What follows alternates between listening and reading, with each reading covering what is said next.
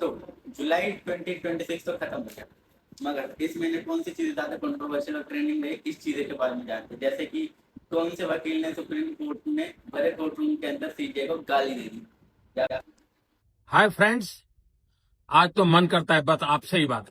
और दूसरा, हमारे डियर फ्रेंड्स कहने वाले मोदी जी पार्लियामेंट में कौन कौन से बिल्स लेकर आए हैं। तो सबसे पहले केस की बात करते हैं, UAPA accused bail after 12 years. यानी कि अब यूएपीए है क्या, पहले मामला बताता हूँ फिर इसके बारे में बताऊंगा। अब दिल्ली पुलिस ने जो है आज से 12 साल पहले यानी कि 2014 में दो लोगों को पकड़ा था, जिसमें जिसमें से एक का नाम है साकिब अंसारी और दूसरे का वकर अजहर। इन दोनों को दिल्ली पुलिस ने 2014 में आतंकवादी गतिविधि करते हुए पकड़ लिया था, जिसके बाद से इनको बिना ट्रायल के 12 साल तक जेल में रहना पड़ा।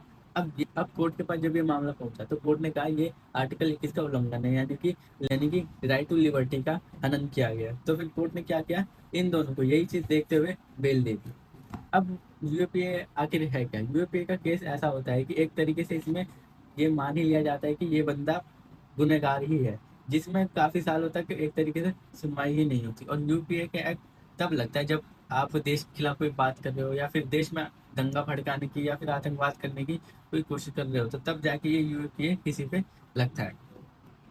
तो दूसरा केस है मनमोहन सिंह को लेकर, यानी कि 2005 में हमारे मनमोहन सिंह जी हमारे देश के प्राइम मिनिस्टर भी थे और एक कोल मिनिस्टर भी थे। तो मामले की सुनवाई क्या हुई कि 29 जुलाई को सुप्रीम कोर्ट ने 2005 के उड़ीसा स्थित तालाबीरा कोयला ब्लॉक आवंटन मामले में पूर्व पीएम डॉक्टर मनमोहन सिंह पर जो फैसला सुनाया हुआ उस केस को बंद कर दिया गया। और किस पे? सुप्रीम कोर्ट ने मार्च 2015 के स्पेशल सीबीआई कोर्ट के उस फैसले को पूरी तरह से खारिज कर दिया, जिसमें सीबीआई की क्लोजर रिपोर्ट को अमान्य करते हुए डॉक्टर मनमोहन सिंह को बतौर आरोपी समन जारी किया गया था। यानी कि केस को पूरी तरीके से बंद भी कर देगा। और ये भी कहा गया था कि अब मनमोहन सिंह जी जब रहे नहीं तो इस केस को आगे बढ़ाने का कोई मामला बनता नहीं। नीट एग्जाम का केस, नीट एग्जाम जब लीक हुआ था तो फिर काफी, यानी कि टोटल 20 बच्चों ने अब सुसाइड कर ली थी, जिसके बाद से एक पार्टी भी बनी, वो कौन सी, अब मैं उस मामले पर नहीं जाऊंगा, सीधा शॉर्ट पे आता हूँ। 20 जुलाई को कांग्रेस जनता पार्टी ने संसद चलो का एक प्रोटेस्ट स्टार्ट किया, जिसमें वो लोग संसद की तरफ गए और वहां पहुंचते पहुंचते उनके ऊपर लाठीचार्ज होगी, आंसू गैस के गोले छोड़ दिए गए और पैलेट गन का यूज किया गया, जिसकी वजह से बच्चों को काफी चोट वगैरह आई। और वो मामला फिर सुप्रीम कोर्ट में दाखिल किया गया, ये कहते हुए कि ये सारी चीजें गलत हुई।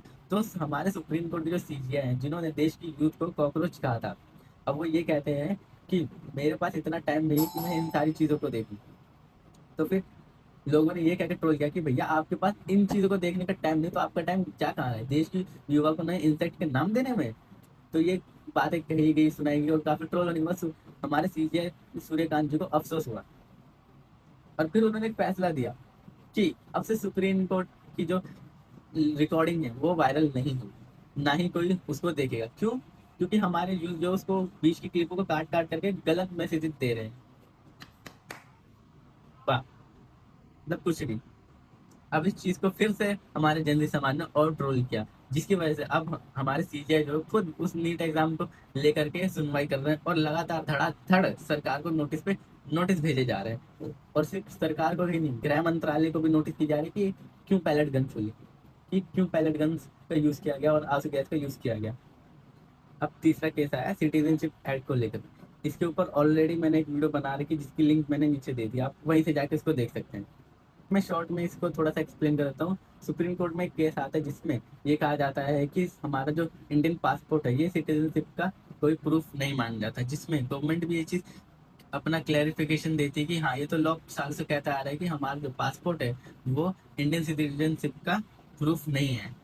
अब आते हैं पांचवें केस की तरफ। अब इसमें क्या था, सुप्रीम कोर्ट में एक बंदा गया अपना केस खुद लड़ने, उसने किसी लॉयर के थ्रू केस नहीं लड़ा। अब अब क्या हुआ कि वो बंदा अपने केस के बारे में बता ही रहा था कि डॉक्यूमेंट लेता है और दोनों जजेस के ऊपर फेंक देता है और बिल्कुल तड़कता फड़कता हमारा सुप्रीम कोर्ट की सीजीआई को देता है मस्त सी गाली। और दरअसल केस था क्या कि उस लड़के के ऊपर एक लड़की ने झूठा रेप का केस डाल दिया था, जिसकी वजह से तो कई समय तक जेल में रहना पड़ा। अब उसी फ्रस्ट्रेशन को लेकर के वो शायद से थोड़ा पगला वगला गया हो, उसने ये डिमांड की थी कि ये केस हमारे सीजीआई को दे देना चाहिए। मगर अब लोगों को ये लगा कि उसके ऊपर तो काफी एक्यूज हुआ, क्यों? क्योंकि इससे पहले वो हमारे सीजे के ऊपर कोई जूता फेंक के मार चुका है, कोई कोई पेपर फेंक के मार चुका है, और इस बार फिर से हेल फेंक के मार दी। मतलब मजाक तो हो गया अगर पहले ही एक्शन। अब आते हैं छठे केस के ऊपर। छठा केस है पटना हाईकोर्ट की तरफ। अब पटना हाईकोर्ट ये कहता है कि तुम किसी भी लड़की के ब्रेस्ट को दबाओ, या फिर उसके पैंट का वो इलास्टिक तोड़ दो, तो तुम्हारे ऊपर कोई रेप केस नहीं है, तुम्हारा वो केस सेक्सुअल असॉल्ट लगा के हटा दिया जाएगा। अब ये हुआ क्योंकि आज से कुछ समय पहले, यानी कि बहुत पुराना केस है, कि एक लड़की जो है अपने फादर के साथ स्टूडियो जाती है फोटो शूट कराने के लिए, जिसमें उस लड़की को वो फोटोग्राफर अंदर ले जाता है फोटो खिंचवाने, मगर वो उसके साथ करने लग जाता है बदतमीजी। अब उसके पिताजी उसकी आवाज सुन के जाते हैं स्टूडियो के अंदर और अपनी बेटी वहां से लेके आए, और बदले में वो कर देते उस लड़की के ऊपर केस।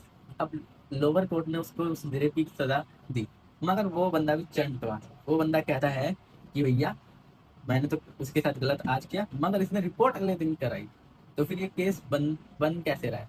तो फिर उसने इस चीज को पटना हाईकोर्ट में चल गया, और पटना हाईकोर्ट यही ऑर्डर देता है जैसे कि मैंने अभी थोड़ी देर पहले बताया, और उस बंदे को दे दी जाती है बेल।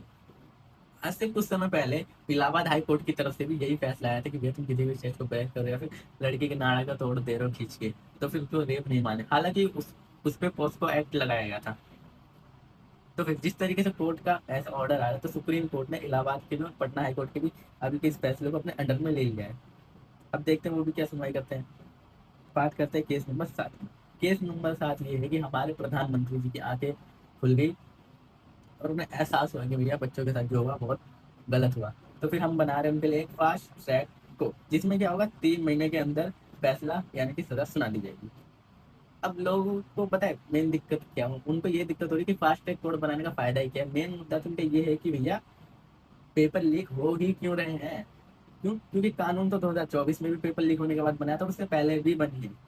और इन्होंने नया लॉ क्या लाया है कि पहले 1 करोड़ का जुर्माना था, अब उसको बढ़ा करके 10 करोड़ कर दिया और 10 साल की सजा कर दी। बस लोग इसीलिए तो संतुष्ट नहीं है। ये लोग जो क्या कर रहे हैं कि पेपर लीक होने के बाद जो लोगों को सजा दी जाएगी उसके बाद में, मगर पेपर लीक रोका कैसे जाएगा उस चीज के बारे में नहीं किया गया है। और हमारे मोदी जी इंस्टाग्राम पे अगर हमारे प्यार मित्रों आइयो बहनों यही कर। तो आ जाते हैं थोड़ा सा पार्लियामेंट की तरफ से। अब पार्लियामेंट में क्या हो रहा है कि जब भी अपोजिशन हमारे गृह मंत्री से या फिर सरकार में बैठे लोगों से सवाल करती तो उनके लग जाती है थोड़ा सा बुखार, और वो कर देते हैं सदन को स्थगित, यानी कि 11 बजे सदन बैठ रही है, 11:05 पे स्थगित हो जा रही है। क्यों? जैसे ही राहुल गांधी उठते हैं वो सुई मारते हैं और उनके दर्द हो जाती है। पहले बिल की बात करेंगे हम बर्थ एंड डेथ सर्टिफिकेट को लेकर के। बर्थ और डेथ सर्टिफिकेट को लेकर के जो हमारा पुराना लॉ था उसमें था कि 21 दिन के अंदर किसी भी आदमी का डेथ या फिर बर्थ का हमें रजिस्ट्रेशन कराना पड़ता है। अब मान लीजिए किसी की डेथ या फिर बर्थ घर में हो जाती है, तो ऐसे में हम क्या करेंगे, पंचायत, म्यूनिसिपल या फिर लोकल रजिस्ट्रार के पास जाके हम चीज का रजिस्ट्रेशन करेंगे।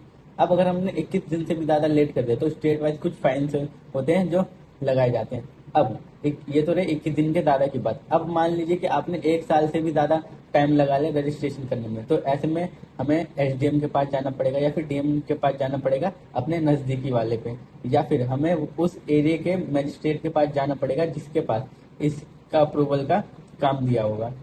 जो हमारा नया लॉ आया हुआ है उसमें क्या है, अब मान लीजिए किसी ने 2 साल से भी ज्यादा का टाइम लगा दिया रजिस्ट्रेशन करने में, तो ऐसे में हमें जो है फर्स्ट क्लास जुडिशियल मजिस्ट्रेट के पास जाना पड़ेगा इस चीज को अप्रूव कराने के लिए। तो वो ये सारी चीजें चेक करेगा, तब जाके आपको अप्रूवल मिलेगा सर्टिफिकेट के लिए। अब ऐसा इसलिए किया गया क्योंकि संसद में बहस कही कि कुछ पाकिस्तानी या फिर बांग्लादेशी जो है फेक आईडी बना के इंडिया में आ रहे हैं, या फिर ज्यादातर लोग जो होते हैं अपने डेथ सर्टिफिकेट में या फिर बर्थ सर्टिफिकेट में कुछ आगे पीछे की डेट करने लग जाते हैं अपनी उम्र को छुपाने के लिए। इस चीज को लेकर संसद में काफी देर तक बहस हुई। तो दूसरे बिल के बारे में बताने से पहले एक शायरी अर्ज करूंगा जो इसी से रिलेटेड है। तो दिन रात घिसता था पेन, करता था पेपर की तैयारी। दिन रात घिसता था पेन, करता था पेपर की तैयारी, कर दिया पेपर लीक, बेच के ईमानदारी। तो मैं भी ले आया एक कौवा, बेच के किताबें अपनी सारी। तो गाइस आप समझ ही गए होंगे हम किस बिल के बारे में बात करने वाले हैं, और वो बिल का नाम है पब्लिक एग्जामिनेशन यानी कि prevention of unfair means amendment bill. यानी कि इस बिल में क्या किया गया है कि पहले का जो लॉ था हमारे एजुकेशन यानी पेपर लीक के लिए, उसमें क्या था, 1 करोड़ की फाइन थी और कुछ साल की सजा थी। अब इसी को बढ़ा करके क्या किया है, 10 साल की सजा कर दी गई और 10 करोड़ का फाइन मार दिया गया है। अब फास्टैग कोर्ट्स के फायदे और नुकसान क्या है वो बताते हैं। फास्टैग कोर्ट्स जो होता है नॉर्मल कोर्ट्स के मुकाबले ज्यादा जल्दी सुनवाई करता है, यानी कि इसका टाइम लिमिट एक 3 महीने का होता है कि 3 महीने के अंदर किसी भी केस की सुनवाई खत्म कर देनी होती है। अब नॉर्मल कोर्ट्स के मुकाबले ये तेज तो है, मगर इस बार जो पेपर लीक के लिए एक नया बनाया गया है, तो इसमें क्या तकलीफ आएगी कि वैसे ही हमारे इंडियन कोर्ट्स में जजेस की कमी पहले से ही है, यानी कि वैकेंसीज भी बहुत सारी जजेस की, मगर सिलेक्ट नहीं किए जा रहे हैं। अब इसमें क्या होगा, जो ऑलरेडी पुराने जजेस हैं उसमें से कुछ जजेस को निकाल करके इस फास्ट ट्रैक कोर्ट में डाला जाएगा पेपर लिख के, जिसकी वजह से ऑलरेडी और कमी आ जाएगी जजेस की। तो फिर ये काफी दिक्कत बढ़ रही है। अगला बिल जो है वो है परिसीमन बिल के बारे में। अब परिसीमन बिल है क्या, लोकसभा की जो 543 से 45 सीट है उसको बढ़ा करके 850 कर दी जाएगी। अब लोकसभा में ये बिल तो पास हो नहीं पाया, तो फिर इन्होंने जो क्या किया, न्यूज मीडिया के थ्रू ये कहलवा दिया कि जो अपोजिशन है उन्होंने इस बिल को पास नहीं होने दिया, जिसमें महिलाओं का भी काफी अधिकार था। तो इसी को लेकर के अपोजिशन ने भी बात कही कि अगर आपको इतनी ही सीट देने का शौक है तो फिर 543 या 45 में जो ऑलरेडी 33% सीट महिलाओं के लिए आरक्षित है, वो सीट आप महिलाओं को क्यों नहीं दे देते। तो फिर यही चीज का जवाब उनके पास नहीं था, तो फिर उन्होंने नैरेटिव फैलाना शुरू कर दिया। और अगला बिल है इनकम टैक्स को लेकर के, यानी कि कुछ बदलाव कर दिए गए हैं इसमें, जिसके हम बात नहीं करेंगे। हम अगले बिल की बात करते हैं जो कि सुप्रीम कोर्ट को लेकर के है। इसमें क्या किया गया है, सुप्रीम कोर्ट में जो करंट में जो जजेस थे वो थे 34, यानी कि 33 जज थे और एक सीजेआई था। अब इसको बढ़ा करके 38 कर दिया गया, जिसमें एक सीजेआई होगा और 37 अदर जजेस होंगे। अब ये किया इसलिए गया है क्योंकि जजेस की कमी लग रही थी और ऑलरेडी केसेस और भी ज्यादा पेंडिंग पड़े हुए थे, इसीलिए जजेस को अपॉइंट करके बढ़ा दिया गया है। अब इतने ही बिल थे जो कि काफी ज्यादा ट्रेंडिंग में चल रहे थे और कंट्रोवर्सी में थे। तो और बाकी जानकारी के लिए आप हमसे जुड़े रहे, हमारी वीडियो को शेयर करें, लाइक करें और सब्सक्राइब करके हमसे जुड़े रहे। थैंक यू और अब चलते हैं, बाय बाय।